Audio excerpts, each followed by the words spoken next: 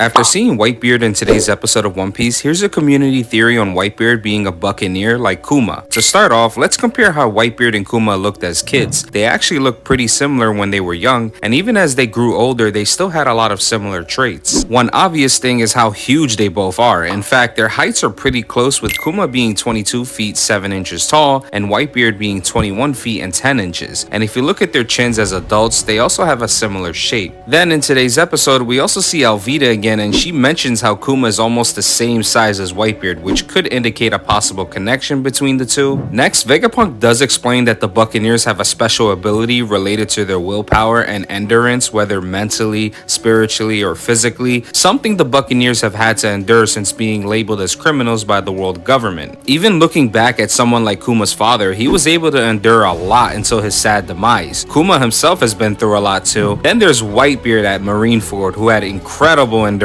even after half of his head was blown off. He still had the will to keep fighting until he was eliminated, and even in his last moments, his strong will kept him standing upright and refusing to fall. Finally, let's remember what Whitebeard really wanted in life. He wanted to have a family. As an orphan, he didn't have a family of his own, and because Buccaneers are treated as unforgiven criminals, they don't usually have families either. Most Buccaneers are now almost extinct, which could have made Whitebeard's desire for a family even stronger, something to fill the hole left by his lonesome childhood. If Whitebeard was a Buccaneer, it explains why he was such a kind person. He made Fishman Island his territory because he understood how the people there were discriminated against and oppressed. Witnessing their suffering, he wanted to help them and gave them protection. But comment and let me know, do you think Whitebeard was a Buccaneer, or was he truly just this strong of a human? I'd love to hear your thoughts.